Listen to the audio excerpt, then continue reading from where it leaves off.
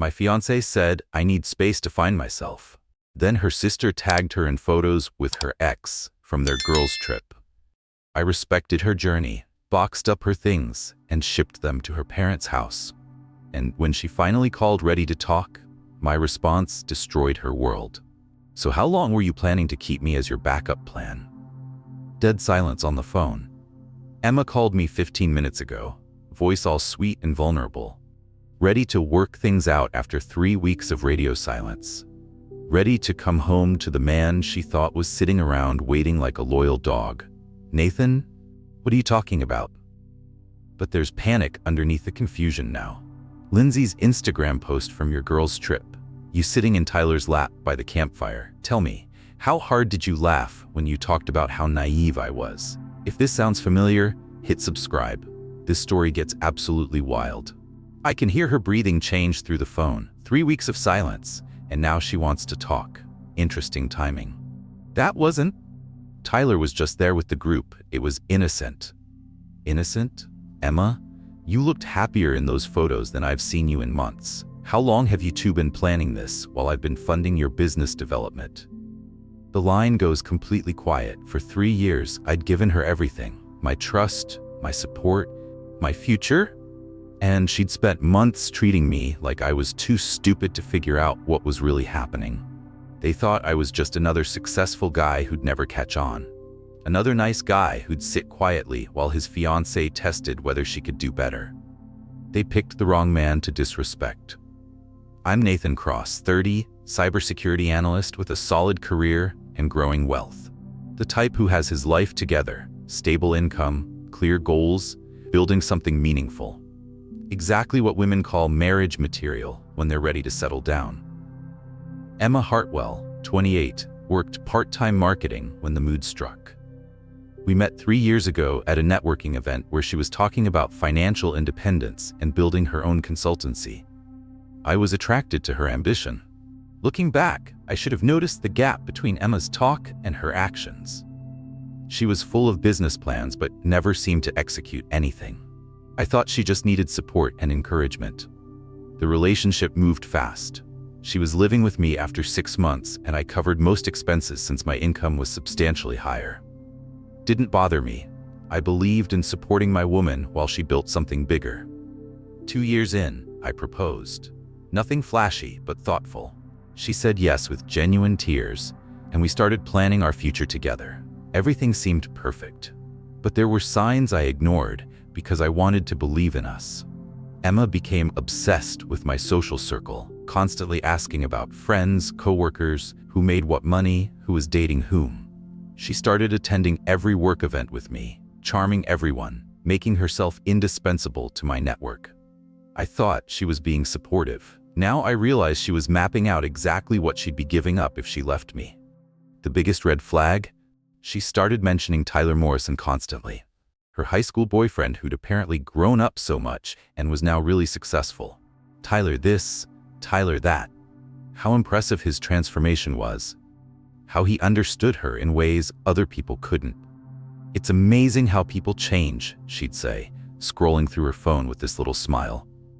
Sometimes the person you thought would never amount to anything becomes exactly who you needed all along. I should have known then. But when you love someone, you tell yourself those comments aren't about you. 8 months ago, Emma quit her part-time job to focus on her business full-time. I supported it completely. If she needed financial breathing room to build something bigger, I'd make it happen. That's when the real manipulation started. Emma became secretive about everything.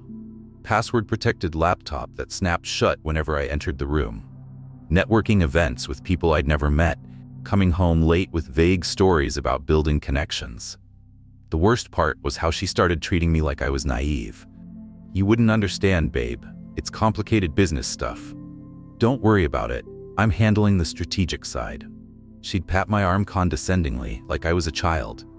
This from a woman whose biggest business achievement was posting on Instagram for a boutique agency. The Tyler mentions intensified. Tyler says the real money is in tech. Tyler thinks I have real potential. Tyler's company is looking for investment partners. Then came the financial discussions. Emma suddenly wanted to understand our complete financial picture. How much we had, how accounts worked, what access she had. She framed it as preparing for marriage. "I should understand how everything works if we're going to build a life together," she said one night. "I want to contribute meaningfully to our financial future." Made perfect sense. I walked her through everything. Our accounts, our investments, our complete situation. I even gave her access to our joint investment account, thinking she was finally getting serious about wealth building. Looking back, I was handing her the tools to fund her exit strategy. She wasn't planning our future. She was calculating exactly how much she could take when she left. 3 weeks ago, Emma delivered the line every man dreads hearing. I came home to find her sitting on our couch with that practiced expression women get when they've been rehearsing something all day. "Nathan, we need to talk about something serious. I need some space to figure myself out." The words hit like ice water, but it was her tone that really stung. Like she was explaining something to a child. "What do you mean, space?" I asked. "I feel like I've lost my individual identity in this relationship. I need to step back and figure out who I am as an independent person before I can fully commit to marriage." Classic. The "it's not you, it's me" speech delivered with psychological terminology to sound profound. "Emma, if you're feeling lost, we can work on that together." "No, Nathan." Her voice was firm, like correcting a slow student. "I need time completely alone. No contact for a while. I'm staying with my sister Lindsay while I sort through my feelings." The way she said feelings, like some deep journey I couldn't comprehend. This from the woman who couldn't decide what to order at restaurants. How long are we talking about? A few weeks, maybe a month. I need to be completely sure about what I want before making permanent commitments. She packed that same night. Not just essentials, laptop, business files, 2 full suitcases.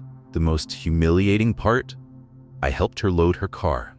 Stood there like an idiot while my fiancée packed up her exit strategy right in front of me. "I love you," she said before driving away.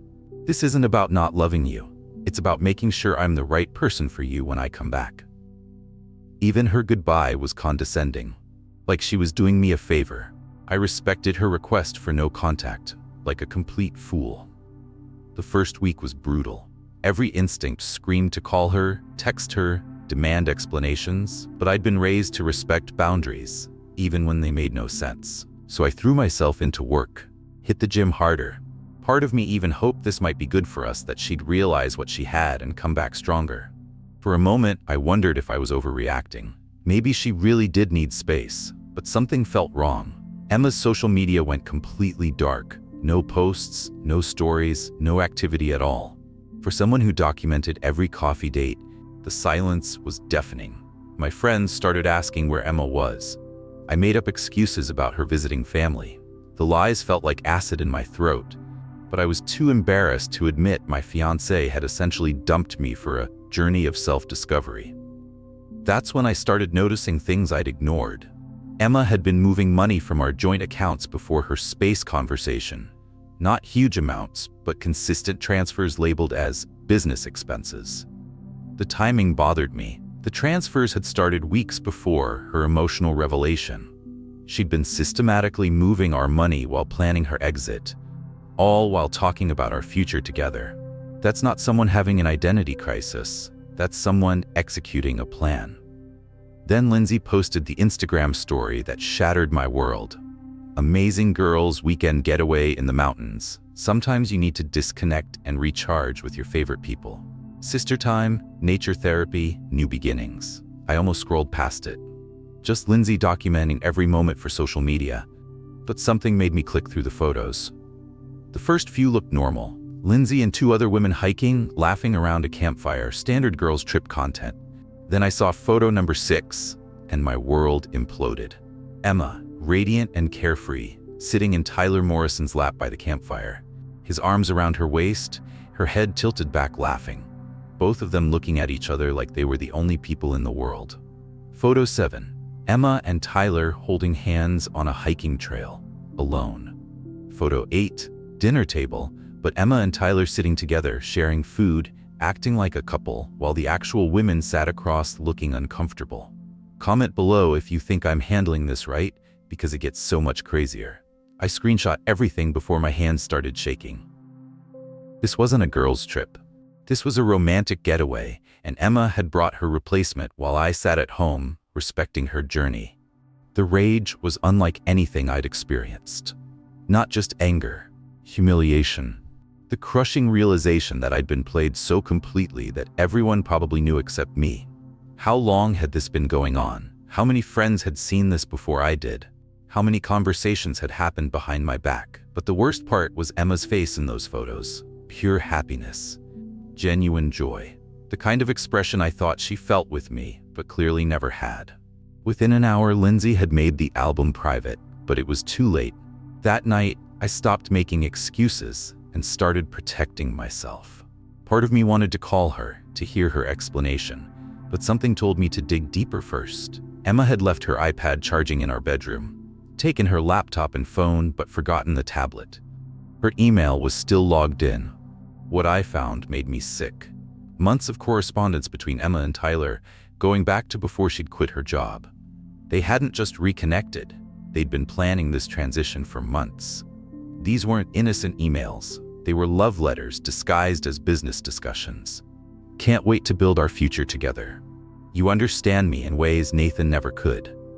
I'm so tired of pretending to be someone I'm not. But the line that broke me, Nathan has no idea what's coming. He's so focused on his spreadsheets that he can't see I've already checked out. Sometimes I feel guilty, but then I remember how boring our life really is. They'd been laughing at me for months. While I supported Emma's journey, they were mocking my work ethic, my dedication, my belief we were building something together. Tyler's responses were worse. Poor guy has no idea he's funding his own replacement. You deserve someone who gets you, not some robot who thinks love is a joint bank account. Emma had been transferring money to Tyler's business for weeks. Not huge amounts, but consistent transfers that added up. She'd been systematically funding their future while keeping me as her safety net. But here's where it got interesting. A quick search revealed Tyler Morrison wasn't the success story Emma thought. Failed business ventures, questionable financial dealings. His current startup was just another scheme to extract money from investors. Emma thought she was trading my stable career for a successful entrepreneur. In reality, she was trading security for a basic con artist. I wasn't going to be the guy who begged his cheating fiancée to come back. I wasn't going to play victim while she rewrote our history. First, I secured my assets, moved everything Emma could access to new accounts, changed passwords on shared services, documented every unauthorized transfer. Second, I contacted our bank about the transfers. Moving money to fund someone else's business without the other account holder's knowledge violates banking regulations. But here's what I didn't do. I didn't call Emma, didn't text her, didn't show up demanding explanations. I respected her request for space, even though I knew it was a lie. Instead, I compiled what I'd discovered about Tyler, his business failures, his pattern of financial schemes, and sent it all to Emma in one professional email.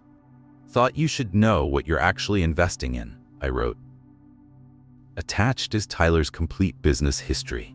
The financial transfers are being investigated, but figured you'd want to see what your partner's track record looks like. I wasn't trying to win her back. I was showing her exactly what she'd chosen over me. The response was immediate and devastating. Within 2 hours, my phone started ringing, Emma's number, over and over. I didn't answer. She'd asked for no contact, and I was respecting that. But I could imagine what was happening. Emma confronting Tyler with the evidence, Tyler making excuses, Emma realizing she'd been played. The beautiful irony was that Tyler, faced with exposed operation and potential legal consequences, did exactly what con artists do when heat gets intense. He disappeared. Smash like if you want to see how this ends. But first, here's the twist I never saw coming. When Emma finally reached me using Lindsay's phone 3 hours later, she revealed something that made everything even worse. Tyler hadn't just been scamming her. While they'd been building their future together, he'd been running the same scheme on 2 other women simultaneously. Same business pitch, same romantic promises, same financial extraction. Emma had discovered this when she tried to access Tyler's business accounts and found emails from business partners, Sarah and Jessica, both sending money for the same revolutionary opportunity Tyler had sold to Emma. She hadn't just been played, she'd been one of 3 marks in Tyler's rotation. While she thought she was his special chosen partner, she was just another revenue stream in his operation. He was telling all 3 of us we were his business partner and future wife, Emma sobbed. We were funding the same fake company, the same lies. Tyler had vanished with money from all 3 women the moment my investigation exposed his operation. Emma wasn't just left with a failed relationship. She was left as an accomplice in a multi-victim fraud scheme. Nathan, please, we need to talk. I made the biggest mistake of my life. That's when I delivered the line I'd been thinking about. So how long were you planning to keep me as your backup plan? The silence was perfect. Nathan, that's not what this was. Tyler lied to me. I had no idea about the other women, about his history. But you knew you were lying to me. You knew you were taking our money to fund your exit strategy. You knew you were keeping me around while you figured out if Tyler was worth the risk. It wasn't an exit strategy. I was confused. You were calculating. You mapped out exactly what you'd be giving up, transferred enough money to make Tyler look legitimate, and kept me as your safety net in case it didn't work out. Her crying got harder, but I felt nothing. Do you know how those photos looked? Seeing my fiancé in another man's lap while I'm respecting your journey? Knowing our friends probably saw them before I did? The photos weren't supposed to be public. So you were planning to keep lying? For how much longer? Until you were sure Tyler's business would work out? I realize now what I lost. Tyler was lying about everything. You didn't lose anything, Emma. You traded it away. There's a difference. Nathan, please, can we meet? I know I messed up, but we can work through this. There's nothing to work through. You made your choice when you decided I wasn't enough. You made your choice when you started planning your exit while I was planning our future. The desperation in her voice was growing. But I love you. You love my stability. You love my support. That's not love, Emma. That's convenience. I'll do whatever it takes to fix this. You can't fix disrespect. You can't undo betrayal. And I'm not interested in being someone's second choice after their fantasy falls apart. I hung up and blocked her number. 6 months later, and I've never been more grateful for how things turned out. The financial recovery was straightforward. I recovered most of the transferred money within a few months. My investments have more than made up for the temporary loss. But the real satisfaction came from watching Emma's carefully planned upgrade turn into complete disaster. Tyler had vanished, leaving Emma and 2 other women to deal with the aftermath of his schemes. Emma tried reaching out through friends, through Lindsay, even through coworkers. Always the same story. She'd made a mistake. She realized what she'd given up. But she never understood. This wasn't about Tyler's lies. This was about respect, about trust, about the kind of person who could look someone in the eye every day while planning to betray them. I'm dating someone new now, a fellow professional who has her own career, goals, independence. Someone who doesn't see my success as something to escape from, but as something we can build on together. My new philosophy is simple. Watch what people do, not what they say. Real love means respecting boundaries, earning trust through actions, and never taking advantage of someone's vulnerability. Emma taught me the most valuable lesson. When someone shows they're willing to disrespect you to get what they want, believe them immediately and protect yourself accordingly. The woman who thought I was too boring, too predictable, she's working retail now, living with her parents, trying to rebuild after betting everything on a fantasy. Meanwhile, I'm stronger, wealthier, and with someone who actually values what I bring. To any man dealing with a woman who's figuring herself out while keeping you as an option, respect yourself enough to walk away. Don't wait to be someone's backup plan. Emma wanted space to figure herself out. I gave her exactly that, plus a real education about consequences. Subscribe for more stories like this. Drop your thoughts in the comments about how you would have handled it. The best part? I sleep perfectly every night, knowing I'm with someone who chose me enthusiastically, not someone who settled while looking for something better. Emma figured herself out. Actions have consequences. Some mistakes can't be undone with tears, and trading a good man for a fantasy usually ends with losing both. I figured out something more valuable. My worth isn't determined by someone else's willingness to stay. It's determined by my willingness to demand the respect I deserve. Best decision of my life.